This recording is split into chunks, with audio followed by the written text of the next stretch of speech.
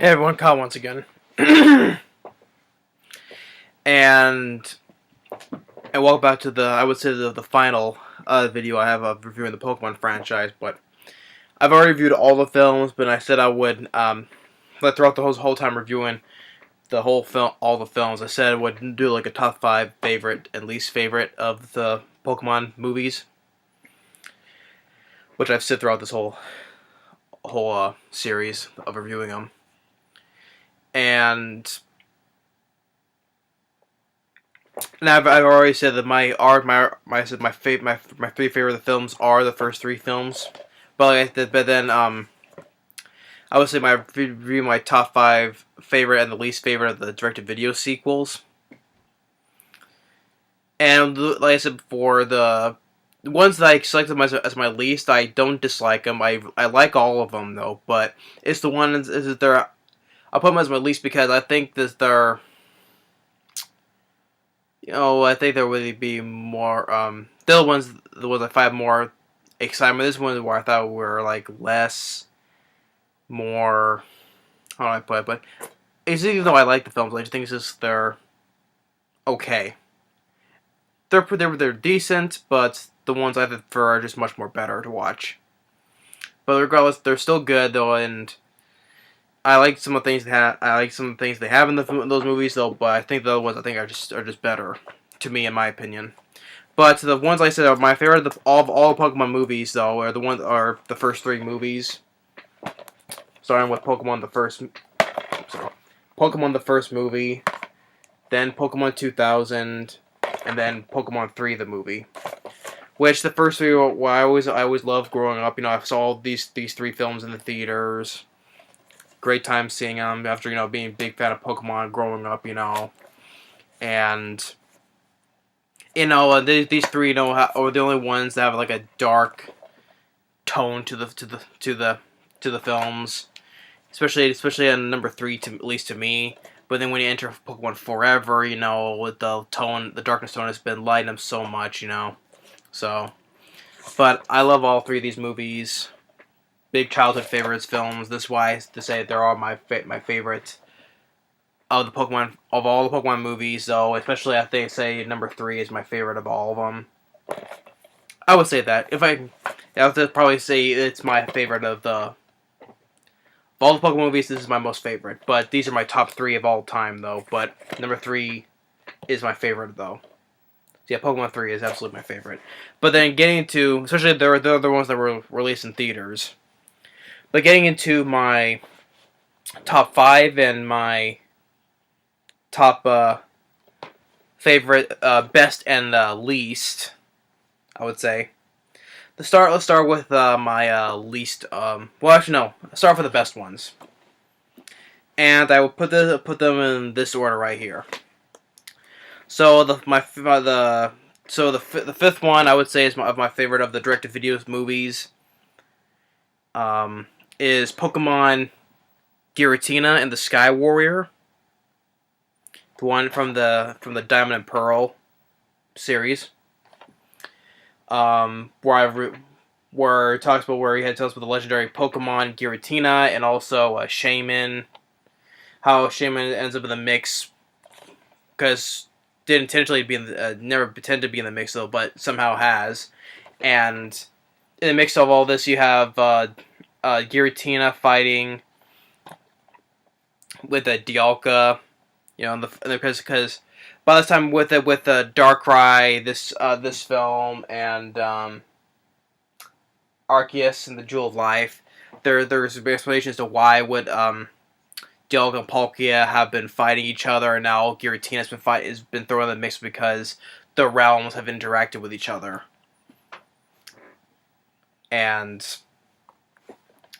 But by the end of Arceus the Jewel Life, because Arceus is one who is like the creator of all the dimensions, and everything has been settled and everything's been set back to normal. But with this one, this reintroduced the reverse world, the distortion world, how it was called, and visually it's like a good looking It's a good looking feel and look to it of the other dimension where Giratina lives, where The whole time we're Ash and his friends that have to get Shame into this field of flowers where it does its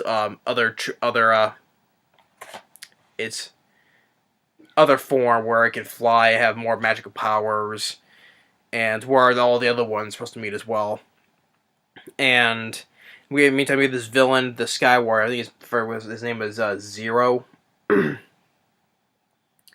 Where he wants to has his flying machine by his master, who has created which was his design originally, and he made it to capture Giratina, drain of all its power. And I thought it was a really pleasant. I thought Giratina was always a cool legendary Pokemon, like especially when you're playing Pokemon Platinum, which I have, and I have captured Giratina, so it's another fun Pokemon game, Pokemon Platinum. And even though the villain, I think he's some for the human villains, there hasn't been that many of the human villains though. Although there's some villains that are like they're not all that evil, like. Well, I think he's not really that particularly an evil bad guy. He's just he's when he gets captured, his master like helps him out to get out because his craft crashed though, but he gets sent to prison. And even though like in the next movie during the credits, he comes back to see him in prison, and he fixes his computer with this the computer female right here that's his computer basically, which it's funny that it's always in the computer, but not you see him not in the real life person in the world. But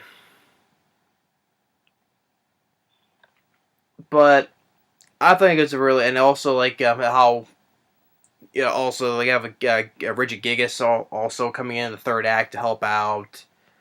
I thought it was like especially how the world, the reverse world looks nice. How it's supposed to be like, it's like how like houses are like be upside down, everything's like everywhere and upside down, sideways, whatever, and there's like gravitational feel, so you can just like hop and hop. And I thought it was really, I think why how I like it, like how the setting is looks good on most of these, like especially the reverse world looks really cool looking, I thought. And like Giratina is also a cool legendary Pokemon.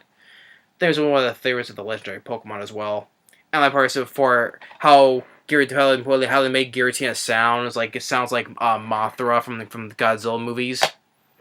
I know because some of the sounds they use like from Mothra, like in Godzilla versus the Sea Monster. But of course, it's all like, because of both Japanese films, and that's why. But yeah, number 5, I would say Giratina and the Sky Warriors. I would say is another really good one, especially with the cool setting of the reverse world and Giratina. So yeah, Giratina and the Sky Warrior. That was definitely I would say it's one of my favorites, like I said before. Listen, I had a hard time because picking up because which one is good, which one's I'll pick my favorite because there's like so many of them. So I was just watching it thoroughly, but I thought but I think this one will be another one to put in my top 5 of the best ones. This isn't it's all my opinion based. So, number 4 is this one in the I reviewed.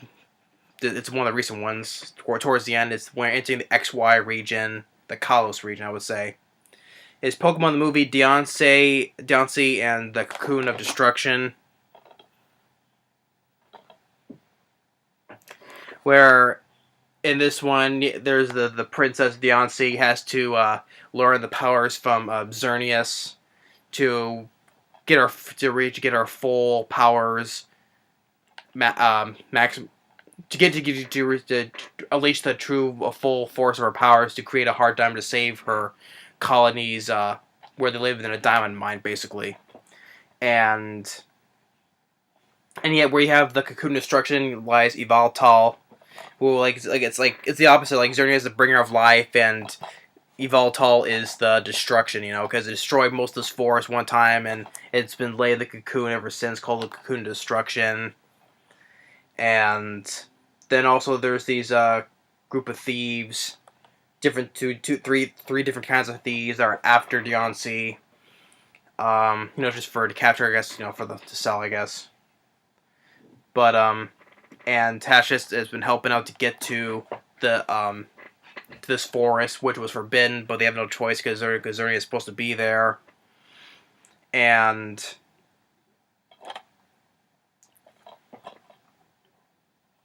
how it all particularly ends is that Deoncé gets her full powers and uses even Mega Evolves to create a full Heart Diamond and save her Diamond Mind. Or Diamond Domain, it was supposed to be called. And Xerneas, transforms this tree, which brings life to the forest once again. But it's not dead, but it's still alive inside. And Yveltal flies off because Xerneas had like a connecting power to Yveltal, and everything's all good, and it flies off to wherever it goes. And how a Yveltal, I guess like another thing where because what everything that Yveltal destroys turns, either it dies because it's all, you say that the people, as they get hit and they all turn to stone, or I would say it's like stone because how the trees die, it's it looks the same way. So I guess all the people, the Pokemon, they die though, I guess. But Xerneas brings them all back to life, like the thieves, even Team Rocket. Even one point Pikachu got hit and eventually you could say it dies though, but Xerneas brings everyone back to life. So how far because well, you can say because of the trees, all the trees are dead because there's no leaves on them. So you can say that the people got blasted by Yveltal. Considering it does die though, but Xerneas brings everyone back to life though, or you can say they all been turned to stone. But I thought it was have a much more of a intensity, I would say, to it. I would say because probably how it goes, probably maybe how Miraculous has because I guess they say that Yveltal killed the people because even though they seem like they look like they turned to stone, but it looks like they're dead. I was like, oh crap, And I thought it was another fun way because how Deoncé is it's not too familiar with going outside. In the scene where Ash is further showing explain what is this and what's that, friendship or friends, or even point shopping as well. But I thought it was really and was on. I forgot what the running time was. I think it was shorter than most of the previous ones, so it was decently well paced. And using in fact they did the calls where you to see more of some of the newer Pokemon, even though there's a mixture of some other Pokemon from the other different regions as well. But down to the Cocoon of Destruction, I thought it was another really solid direct-to-video sequel. I would say that's why I say it's my I would say it's put as my fourth the favorite of the Pokemon direct-to-video sequels. The next one, going to number 3, is an earlier one. Entering the Hoenn region. Ruby, Sapphire, and Emerald. Is the sixth one of the series after Pokemon Heroes. This is the first one of the direct-to-video sequels. Pokemon, Jirachi, Wishmaker. Where Max befriends the Wishmaker, Jirachi, and where you have where he's supposed to be, he's not really much of an evil bad guy, but it's by this magician who used to be a part of Team Magma, and he was a scientist for working for them, but he was laughed at while the experiments failed because he wants to bring he's supposed to be a fossilized part of Groudon back to life, create his own. And you see him doing. He's a magician with his performing tricks and stuff at a performance, and also Absol is pulling into this because he has the senses of something, predicting something that's horrible is going to go wrong, and one that leads to another that I forget what the the person's name was. See if I can find the back here. Butler, that's his name. Butler. He does manage to get Jirachi into its machine to recreate what is supposed to be a Groudon, but really it's not. It's supposed to be like more of a. I would say it's more like a zombie type of Groudon. You know, like how in Pokemon Heroes where they just the two girls they restored Kabutops and Aerodactyl. That's the first time we see like zombie Pokemon. This in the way it's sort of like this one, a zombie Groudon, where it has like this black goo, you know, that absorbs all the Pokemon and people into it to make it stronger, you know. Team Rocket gets absorbed, other Pokemon gets absorbed, even Ash and his, Ash's friends gets absorbed into, and all the Pokemon gets absorbed too, so, and by the end, you know, how, makes them, making its, wish, get the wish as well, and just probably because, you know, how the fact that it's like about, how I say that, well, even though the Pokemon Heroes, though, it's not one of my favorites or my least favorites. That's why it's not gonna be on this one. Even though it first introduces like the zombie Pokemon Kabutops and Aerodactyl, this one has a much more powerful type of zombie Pokemon, which supposed to be a ground the Butler's supposed to create, but it's not. It's something else. It's just like it's a different type of ground, but it's more like a zombie one. I think that's supposed to be put it. And it's always just absorbing, like with this green or black goo, whatever it is. And I thought it was a much more I thought it was kind of a much more interesting one. Different. I don't know how to explain it. It's just like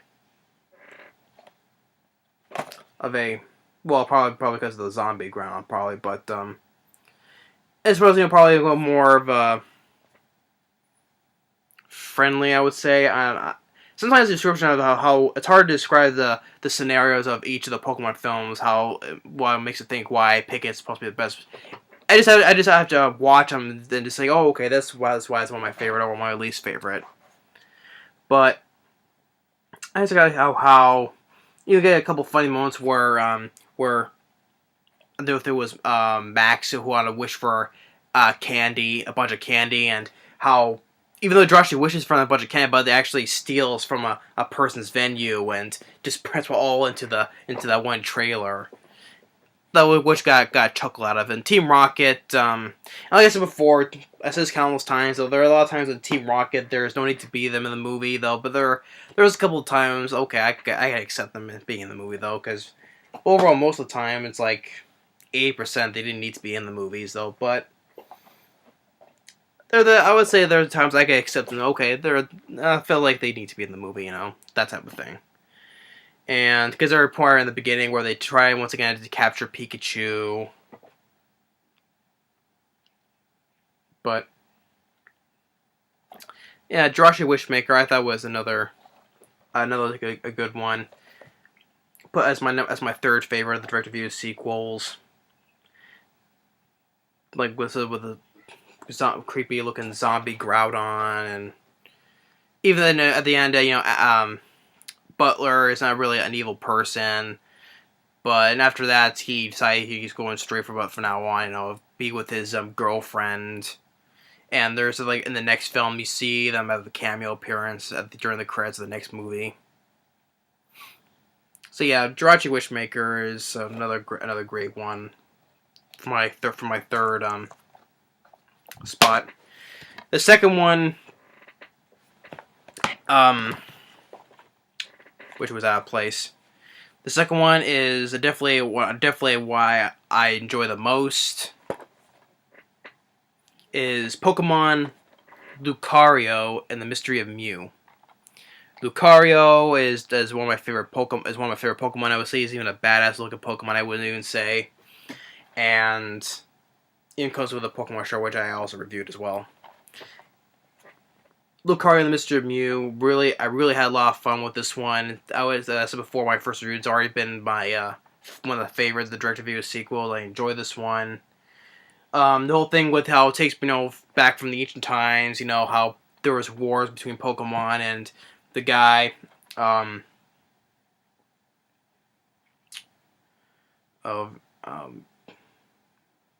what was the person's name who was with Lucario? So many names, it's hard to keep track of. But he helped save this kingdom, and Lucario was sealed away in the staff by his master. But then when he comes back, he has no idea. He has no idea that he's it's been hundreds of years later. He's in the modern time. It took a little moment for him to catch up if he's what time the exact present time, and he has to. And also we get Mew into this movie where he lives in this big. We're supposed to be a little bit like the shape of a tree, but it's really one big like a mountain or a rock, or I would say, and Pikachu and Meowth get brought up there because they were attacked by a woman who was like a reporter or a journalist. Who was not a villain though, but she wanted to get the inside of what Mew is, and Mew takes Pikachu and Meowth up there to its home basically, and basically also the thing is with the I'll call it the tree. It's connected with Mew. It's like the life source. If Mew dies, and the whole place dies, and it's like the life source between them two. It's like it has another ecosystem living below with Pokemon living in there. And as Ash is determined to get Pikachu back, and Lucario has the power to go to Senso to help him find Pikachu and others. He's also having a hard time, with the long times. Not only that, because he's trying to figure out why he thought that his master betrayed him, but really enough he did it for a worthy cause. Sacrificed himself to save the kingdom, and didn't want that happen to Lucario, which by the end he does the same thing. And one point where Max, introduced him, some chocolate to him, which he kind of likes.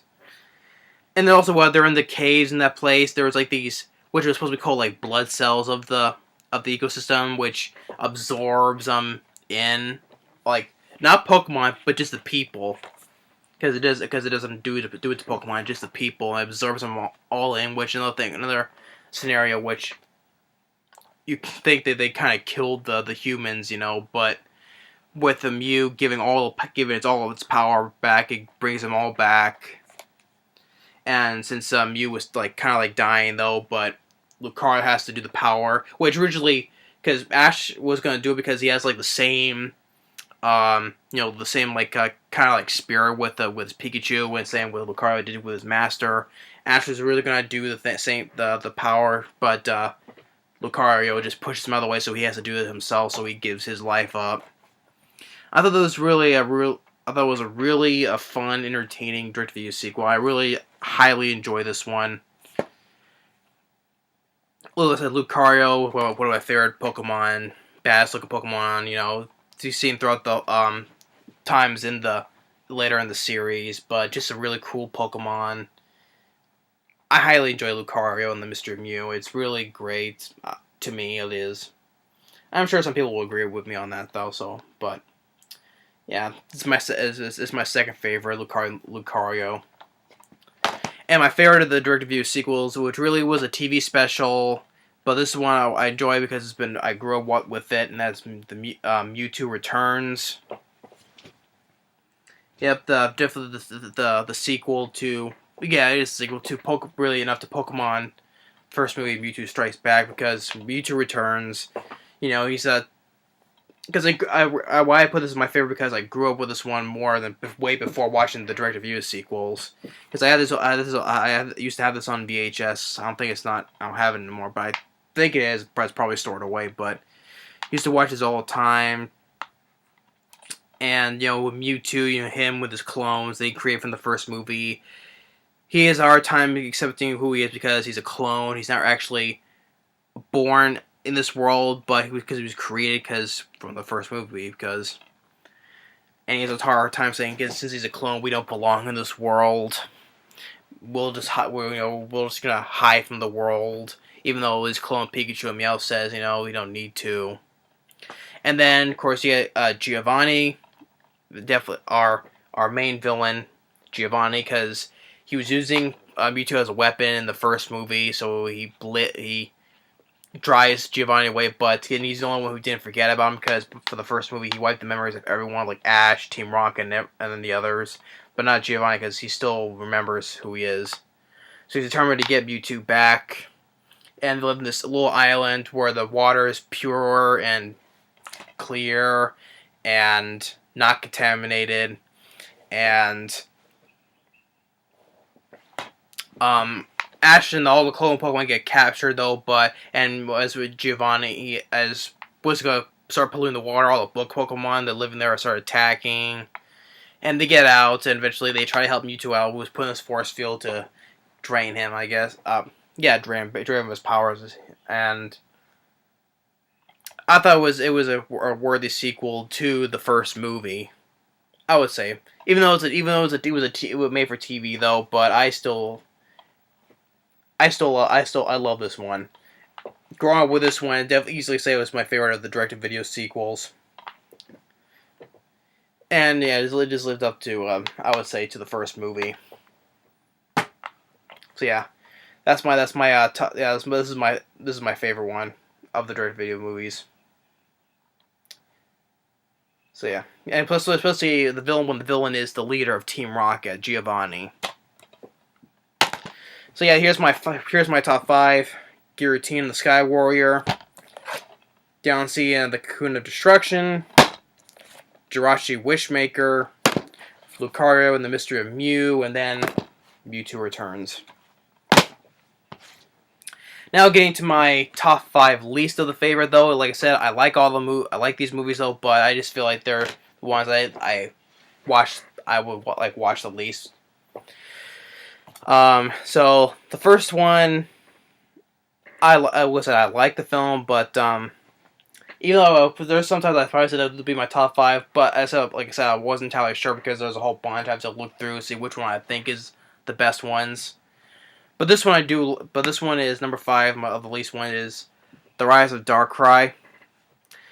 Even though I said the Diamond and Pearl series, where you have Darkrai in this, where else in the mix that this is the first time we see the time space rift gets interacted, and you see Dialga and Palkia fighting each other, which they don't know why they were fighting each other, and Darkrai is thrown into this because he was a long time ago, this girl who her grandmother, when she was a girl, told that was supposed to stay in this town, and you have the 2 towers, one of time and space for each of the dimension Pokemons, and they have to find a way to get them to stop fighting, and you have the objective is to get because this tower has a bell that soothes with sort of soothing music. So this one particular record basically is to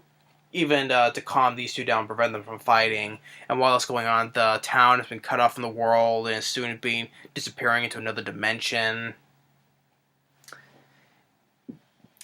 It's even though it's not my least. It's definitely not my least favorite, but it's on my top 5 because,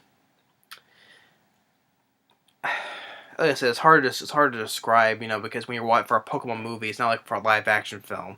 It's different when it's an animated film. But I just felt that I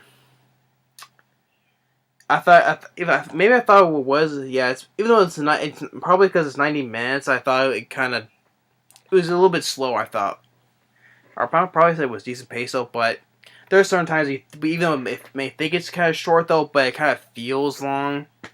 Maybe that's why. But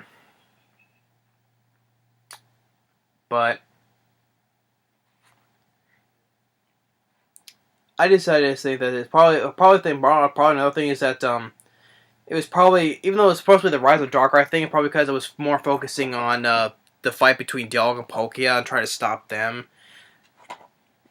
But it's just that the Rise of Darkrai. That's why I probably say it's one. It's on my top list of the least favorite though. But even though I do like the movie, it's just that maybe those couple reasons why. But At least it's hard to explain though, but this one is definitely is my top 5 the least favorite. Even though I like these movies though, but moving on. And this one I would say is one of my least favorite though, but I do but these two legendary Pokemon are still I do like though, especially one of them, and it's from the Black and White series. The movie Black and White, either a Victini or Reshiram or Zekrom.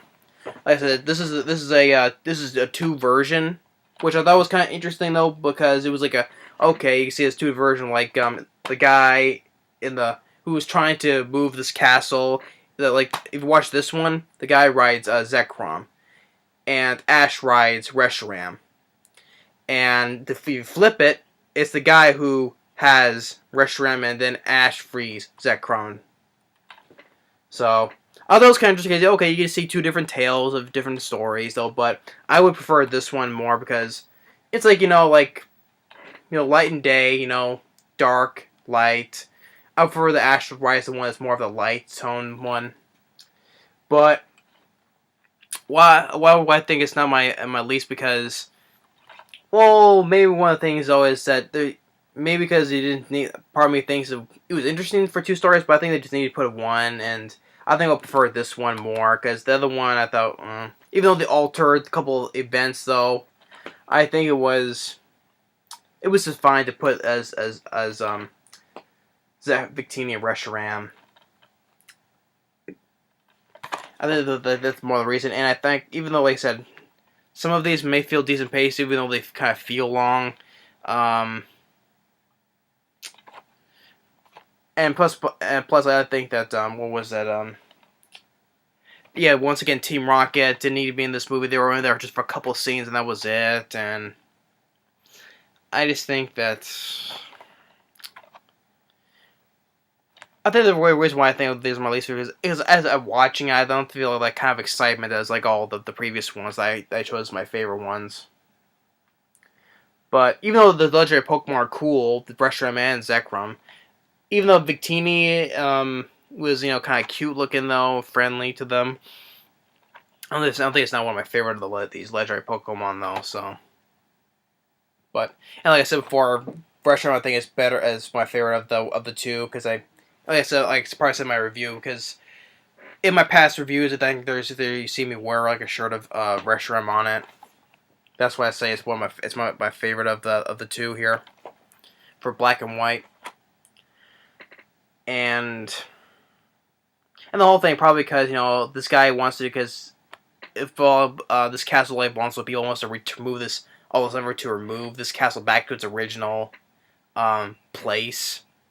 Even though he didn't know it would cause much of a bigger disturbance with this Dragon Force thing, or what it was called. Yeah, the thing, he was better off leaving it alone. That way it didn't cause any more destruction. Going all this effort to move one castle. So, yeah, but Black and White, I would just call it Black and White, Victini and Reshiram, because that's a better one.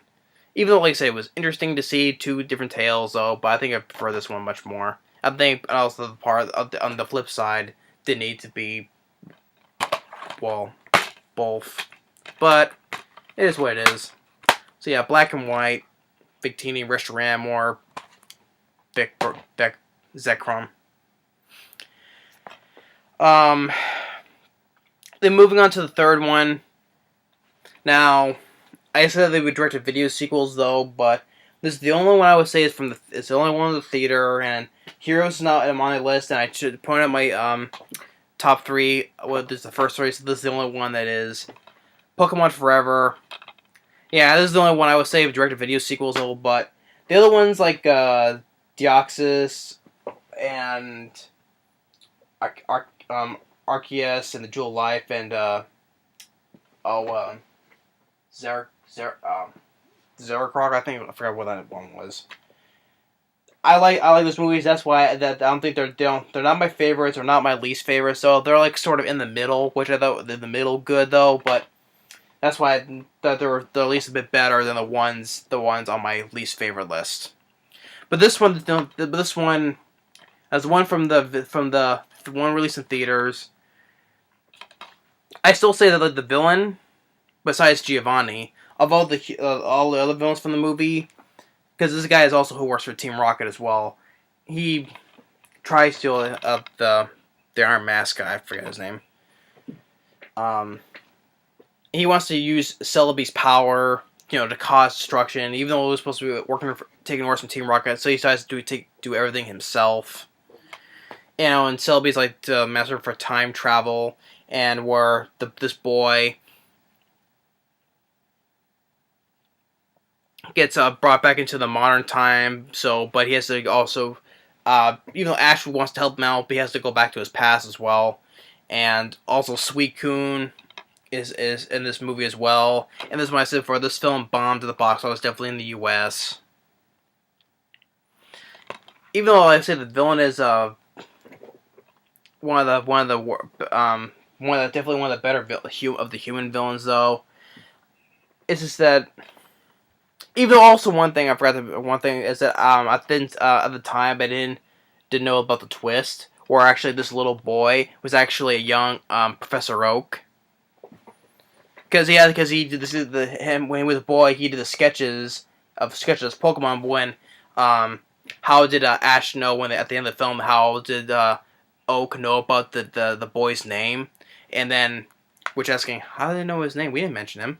And by the end of the movie, Professor Oak opens up the drawings, and that was him when he was a little boy. Yeah, the one twist I didn't at the time, because it was years ago, I didn't see that coming. So, yeah, this little boy was actually a young Professor Oak when he was a kid. But beside that, though, I thought the film was a bit, even though this is one of the more shorter ones, like I said before, it just kind of felt a little bit slower, because I was like fast forwarding. And I would say, yeah, Celebi is not one of my favorite legendary Pokemon. Neither is Suicune. I think Raikou or Entei. Well, Entei is definitely the better of the three of the Johto League legendary Pokemon. Entei to me is better than Raikou than Suicune. So yeah, I think these two here are not one of my favorite legendary Pokemon, though. Maybe that's why. But hey, they've never been in the film besides Entei, though, because it's from number 3, though. But maybe that's why. But regardless, though, yeah, the one twist I didn't know that was one of the best things in the movie, and the villain, even though he's better than some of the other ones, so yeah, these two are just about not my favorite legendary Pokemon, though. Even though I like them, though, they're not my top, definitely not my top 5 favorite legendary Pokemon. But yeah, Pokemon Forever. Yeah, that's supposed to be the direct-to-video films, but the other ones I said, they're in the middle. I do not put them on my favorite or my least favorite. They're in the middle. But this one, the only one, the theater-released one, is not my favorite. So that's why I put this in number 3. And then, following at number 2, is one of the biggest issues I've had out of all the Pokemon film series is Genesect and Legend Awakens. That's why this definitely the one that definitely is one of my makes it the least favorites, because my big issue is with Mewtwo. That's the biggest issue I have. The biggest complaint of all the films I have in the Pokemon series is the biggest issue I have. Basically, they give Mewtwo a female voice. And just look at the Mewtwo in this film, it seems like Mewtwo is female. And that's the biggest problem I have. Like, you have this Mewtwo in the first movie, and then this one, which is a very mean, intimidating, especially in its voice, dark tone, especially the same guy who did, Dan Green voiced Entei in Pokemon 3, and other voices in the Pokemon films, and also Yugi in the Yu-Gi-Oh! Show. This one is just, it's definitely tone on the whatever Mewtwo had, how him's accepting he's a clone in this world, and he didn't trust it. Even though he still doesn't trust humans in this film, though, but he was trying to hide himself in the world because he feel like he doesn't belong in the world. But here, yeah, this one he was trying to accept. He's trying to make him fit in the world. Even has Pokemon at his side. I'm trying to say she, because this is definitely what Mewtwo is, a she. And yeah, with him, maybe drop it. And I wasn't the biggest fan, and also I'm not the biggest fan how it was when it's Mega Evolved form. Even though the Genesect, especially and also fighting with the Genesect, especially the red one, the leader, because it was brought to life by Team Plasma, really enough, and trying to make its way in the world. It doesn't like taking orders from anybody, and it's just him, the red one, along with 4 other ones, especially one in particular, that the good one says it wants to go home, and Ash is trying to help him out. But even though the even the highlight of the film was the highlight of the film for me was the beginning, where played one of my favorite of the themes of the Pokemon songs. The Adventures in Unova and Beyond. I've already seen that before. But still, oh, we belong together. It's always you and me, Pokemon. Definitely, I'd say it's definitely the highlight of the movie. It's the beginning when Ash, Iris, and Silent and his Pokemon and all their Pokemon are having fun in the Pokemon Hills with the song is playing. Definitely the highlight of the film for me. But just the main issue is with Mewtwo. That's the thing. Even though, like I said, this is supposed to be the same Mewtwo from this one, clearly doesn't remember Ash. Even though because they didn't wipe his memory from this one, and it says I always remember you, but clearly this one he doesn't. Even though this probably is another Mewtwo because it does a revision or a reversion of how it was created. Definitely different from the first movie, and yeah, if this is the same Mewtwo, which I don't think it's not. Clearly doesn't remember Ash, even though this isn't. By the end of this, says I'll always remember you. Yeah, even my brother says like this is not Mewtwo. This is a new Mewtwo, a different one. Yeah, like Mewtwo 2, a second Mewtwo. Yeah, this is definitely not my least favorite. Definitely one of my least favorites. This is because the big main issue is Mewtwo. So, yeah. But out of all of this, my least favorite is this one. Of the Direct View sequels, my number one least favorite is the Temple of the Sea, Pokemon Ranger. I just said, yeah, this is definitely one of the longer ones, and this one I definitely felt it was long.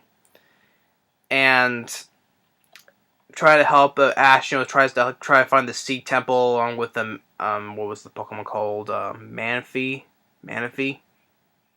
Yeah, Manaphy. Because it all goes to this Pokemon Ranger as well, trying to help him out and plus escape from one. It's definitely one of my least favorite villains. Is this pirate here, the Phantom? It's a sea pirate. He's definitely one of my least favorite of the villains, the human villains.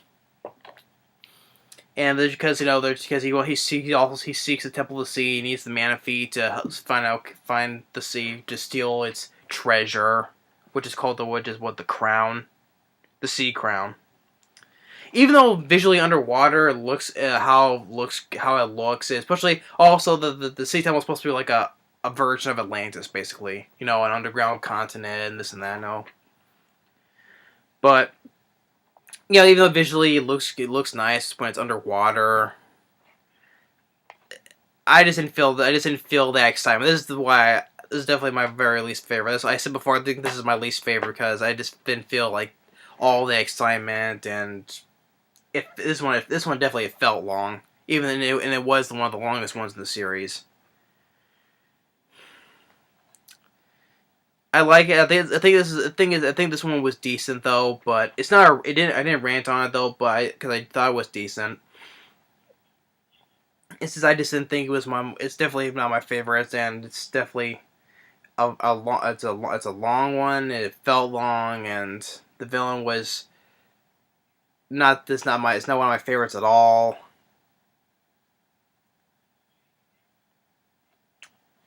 And yeah, it was nice to get with this Manaphy, with the hat from an egg, and thinks May as its mother.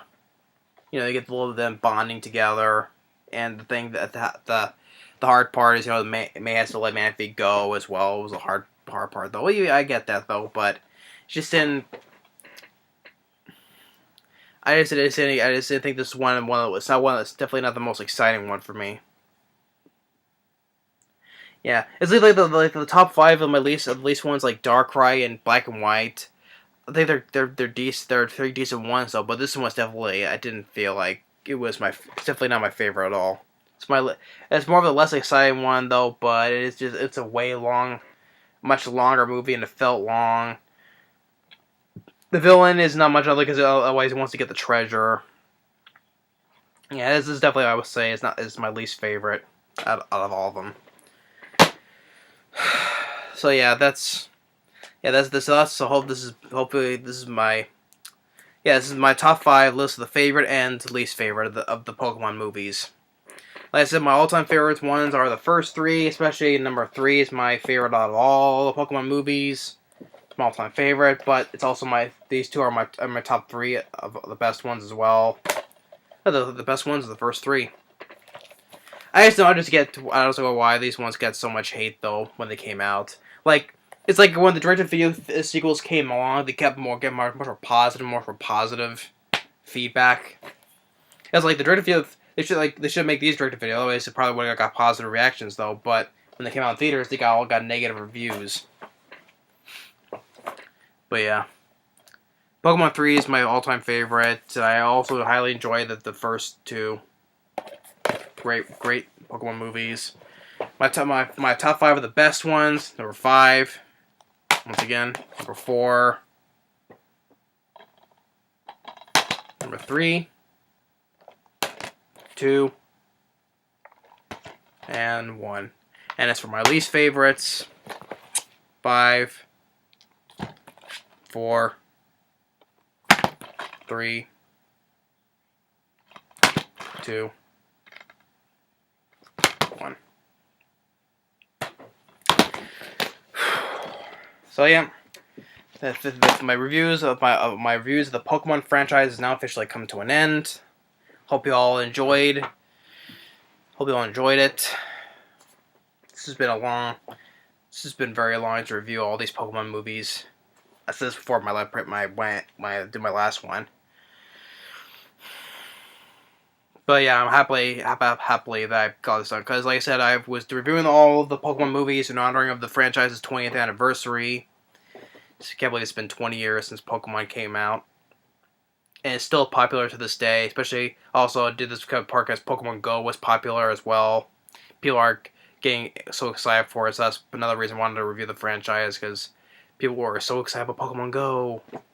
And yes, I still have not yet played it. And I would rather play my my old Pokemon games: Platinum, Diamond and Pearl, Black and White, Blue, Red, and Yellow, Crystal, Gold, Silver. Those always have been the best games. All of them. I played all of them, so great games. I just rather play those ones. I just never been that interested in Pokemon Go, so even though it's people play a lot of fun of I've heard about the accidents, even death caused by Pokemon Go. So, yeah. So yeah, for that and also the honoring the franchise's 20th anniversary, I would say it's been great to review these because it's been 20 years, and I still hope it goes on for the next maybe from the next 5 years. I would say maybe even more, and hopefully they're going to make a new as I mentioned before that the one thing I think was Universal. I think they got the rights and Legendary, or was it? Yeah, Legendary Pictures, because it currently is owned by Universal. So Legendary Pictures, they got the rights for a Pokemon live action movie, and they do. I would look forward to see it if it looks good though, because a lot of people for years want to see what a live action version of a film of a Pokemon movie goes. So like for the next couple of years maybe, look forward to seeing that. See how interesting how it goes. How the Pokemon will look like in a live action movie. So, if they do, if they make one with Ash and everyone in it, so Team Rocket or whatever. But yeah.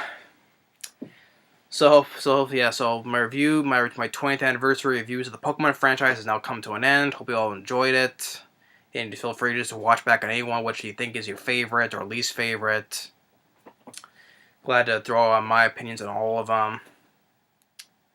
So yeah, my top 5 least and best 5 and least favorite, though, even though, like I said before, the least ones, even though I like the movies, though, but I felt even though sometimes they felt long, or they just didn't feel like a little more excitement than the previous ones. But yeah. So I hope you enjoyed it. Thanks for watching. Stay tuned on the next movie review. Later.